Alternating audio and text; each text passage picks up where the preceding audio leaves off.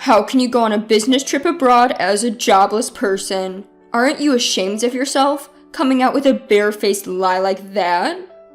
It's not a lie. I really am going overseas for work. Right. Then we're divorcing, liar. With that, he left the room. To him, it seems I, who work from home, might as well be unemployed and lazy. I have a steady income and even contribute to the living expenses, and yet he won't acknowledge that. A few days after I returned from my business trip, I found divorce papers on my desk, already signed. I see. If he can't understand this far, there's no point being a couple, is there? I signed the divorce papers and headed to the state court. My name is Hannah Robinson, 29 years old. My husband's name is Jake, 30 years old. We started dating in college and got married when I was 25. We were more like best friends than lovers, and we always spoke our minds. It might be a good thing, but sometimes things take an unexpected turn. For me, it happened when I discussed my dream with him. My dream is to run an online imported goods store. The opportunity came during my part-time job at a boutique when I was a student. Having always liked foreign designs, I was attracted to the charm beyond my part-time job. After graduating from college, I aimed to open my own store and became a full-time employee at my part-time job. Even as a full-time employee, I could not give up my dream. I really want to have my own shop. Surrounded by my favorite foreign goods, I want to deliver them to my customers. My parents and friends gave me warm words like good luck and you will surely succeed. Jake will definitely understand my dream and support me. So I tried to bring up the topic subtly to Jake when he returned from work. Hey Jake, I've been talking about opening my own shop for a while, right? About that. Oh, not this again. It's not going to work if you do it on a whim. You should quit. Why would you say that? It's not a whim. It's something I've been thinking about for a long time. Impossible is impossible. Life isn't as sweet as you think it is. There's no need to be so harsh. Why do you always negate everything from the get-go? I raised my voice without thinking, my thoughts cavalierly dismissed. My husband Jake gives me a scornful glance, his voice ice cold. Then tell me, what's your plan if this venture of yours doesn't take off? I don't expect it to be successful right off the bat. And what about your income until then? The rent and living expenses we're splitting now. You're telling me I have to cover it all, right? No, that's not what I'm thinking at all. I have some savings for the initial investment, and I'll make sure to pay the rent.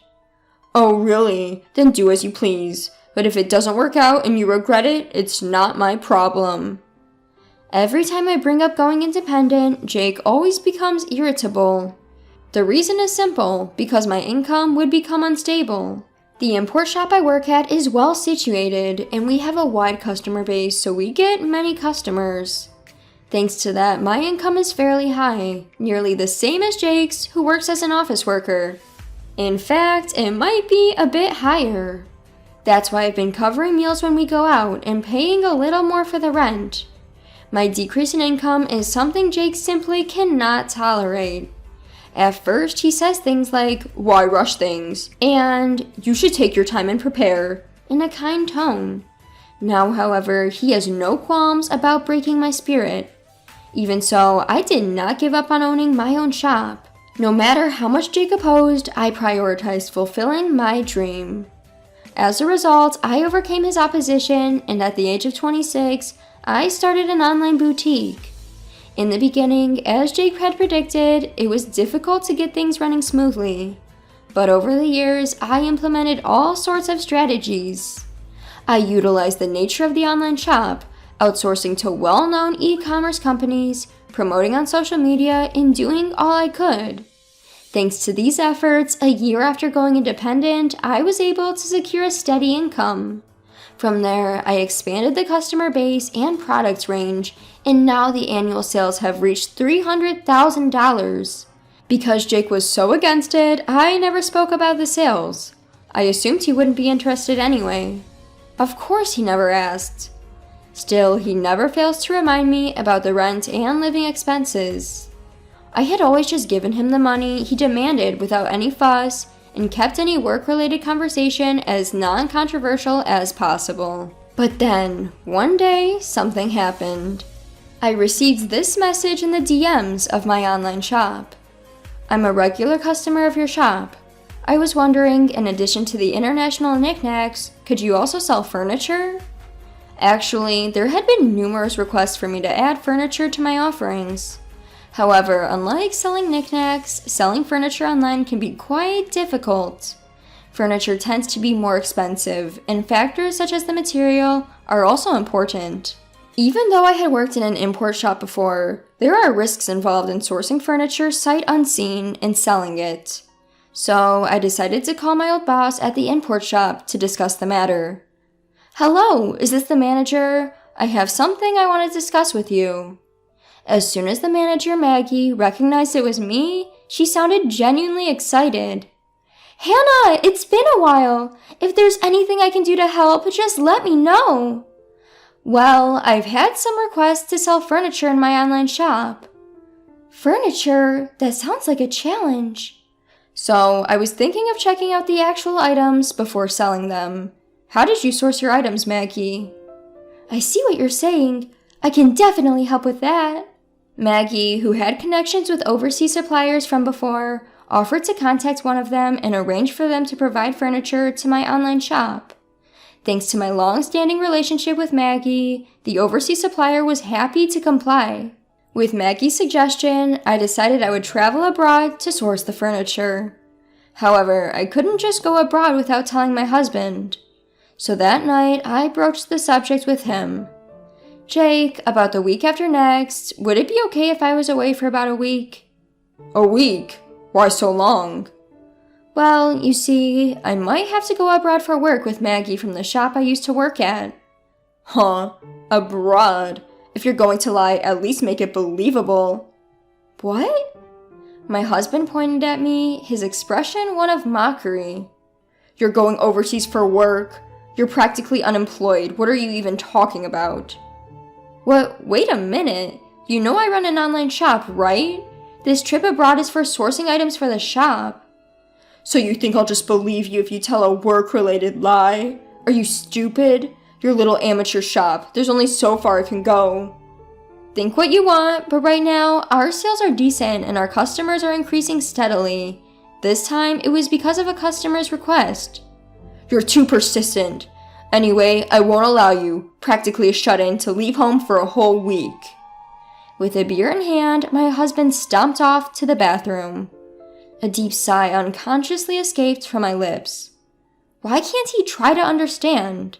His reaction is too harsh, just because he doesn't approve of my work. But I can't just go abroad without his permission. I must persuade him at any cost.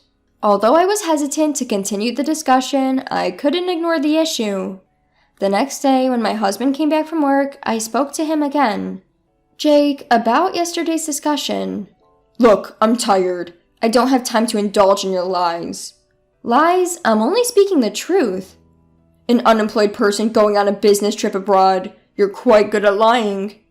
I'm not lying. I really have to go abroad for work. At that moment, as I grabbed his arm to plead with him, he looked down at me as if to mock me. Oh, really? Then liars get divorced.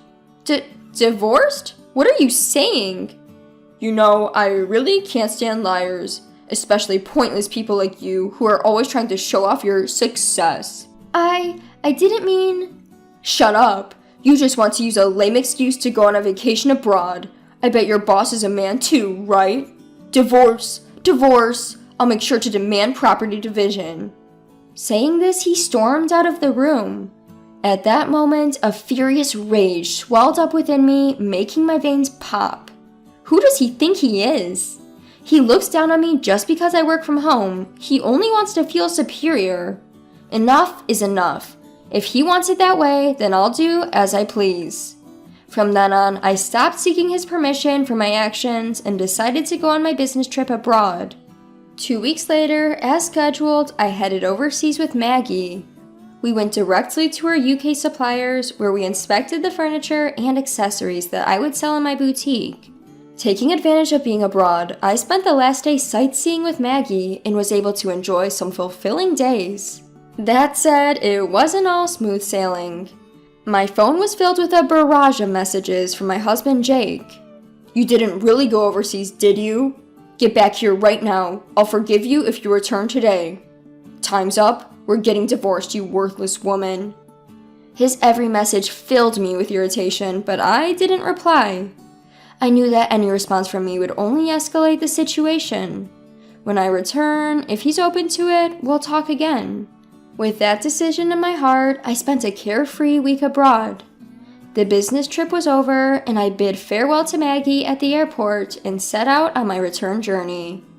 Facing Jake was awkward, but I steeled myself and opened the front door. "I'm home!" The lights in the house were off, and there was no welcome back. As I headed to the living room, laundry was scattered on the floor, and there was no place to step. Used dishes and instant noodle containers were left as they were in the sink. In the midst of this, I glanced at the desk and saw a piece of paper. What is this? It was a filled-out divorce paper. Beside it was written roughly, "To the cheating, jobless woman. I'm ending things with you who don't even listen. Fill out the divorce papers immediately. If you want forgiveness, come here at my parents' house. Then I'll reconsider." Just reading the note, I could picture Jake's smug face. He probably thinks that if he wrote this, I'd rush to apologize. Of course I had no such intentions. I signed the divorce papers that had been left for me and headed straight to the state court. With no problems, the divorce was accepted smoothly. Next, I went to the real estate agent and requested to cancel my current apartment lease. Actually, the place I'm living now is the apartment I lived in when I was single. Jake moved in when we started living together because it was spacious enough. We had talked about moving to a bigger place once we have kids, but there's no need for that now. After finishing the lease cancellation, I immediately started packing up. The next day, I sent all my belongings back to my parents' house and scheduled Jake's belongings to be delivered to his parents' house. All the while, he continued to send me messages filled with absurd demands. "Stop being stubborn and come apologize now. You have until the end of the week, you hear?" And so on. Of course, I ignored all of them, and after emptying the apartment, I headed back to my parents' home. A week later, my phone had been ringing non-stop since morning. Even though I ignored it, it just wouldn't stop ringing, so I reluctantly decided to answer. Planning for this call to be the last, I pressed the answer button. "Hello?" He started shouting at me right off the bat. "What the hell do you think you're doing?" Taken aback by his loud voice, I instinctively pulled my phone away from my ear. I decided to record the conversation just in case, and then I spoke again. "What's the big deal? There's nothing left to talk about." "Don't mess with me. Why all of my belongings were delivered to my parents' house? I just got to the apartment and it's completely empty." "Oh, that? Well, I canceled the lease, so I had to get rid of everything, right?" "What? Canceled? How dare you do something like that on your own?" "On my own? The apartment was in my name. I can do whatever I want with it, can't I?" At this point, I had nothing left to lose. To me, his words had no effect at all. As I responded in a provocative tone, Jake showed his irritation. "Don't mess around. I don't give a damn about the lease. We were married, remember? I lived in that apartment too. You just went and canceled it on your own." "Married?" "Yes, damn it. Whether you cheated or not, we're still married. Canceling the lease on our apartment without discussing it with your husband. What the hell are you thinking? You think you can just do whatever you want, even though you're unemployed. I'll never forgive you for this." He raged on, showing no consideration for my feelings whatsoever. That rant doesn't even care about me anymore. I decided to let him know the truth. Sorry to burst your bubble while you're getting all fired up about not forgiving me, but we're not married anymore, okay?" "What? What are you talking about?" "I submitted the divorce papers you left behind, so we're strangers now. Why should I continue renting a place for a stranger?" "Hold on, you're joking, right? You're basically unemployed. You'd be in trouble without me." "What? Don't make me laugh. When did I ever say that? Caught off guard, Jake was at a loss for words over the phone. Seizing the opportunity to vent my pent-up frustration, I blurted out, "You've really looked down on me all this time. I'm not the unemployed or jobless person you think I am. I didn't cheat on you. I was traveling abroad for work to cater to my clients. If you can't believe that, that's fine. But just so you know, I'll never forgive you." Whoa, wait a minute. But your online store, it's not like the sales can just increase that. I've been working my butt off for the past 3 years. You don't know anything and didn't even try to understand, yet you keep making assumptions. 3 years? Just so you know, I've been making many times more than you. You looked down and belittled me. I don't want a marriage like this. You can live a miserable life on your own for all I care. With that, I hung up the phone, deleted his contact, and cut off all means of communication. It seems that he finally came to his senses and realized that many people are using my online store. He even heard about my success through mutual friends and once came to my parents' house, but I no longer have any intention of meeting or talking to him. Jake made the effort to visit my parents' house, but he was turned away at the door by my dad. Apparently, his own parents found out about his behavior towards me and kicked him out. Now, I heard he's renting an apartment near his workplace and just shuffling between home and work alone. As for me, I decided to live with my parents for a while. Thanks to my job, I can work from anywhere, which is a blessing. My parents' house is quite old, so I'm thinking of starting renovations soon. I'm sure my online store will continue to grow. Without having to worry about anyone else, I'm free to travel abroad whenever I need to. I may have a divorce on my record, but I don't regret prioritizing my dreams. I plan to keep working hard and return the favor to the people who have supported me.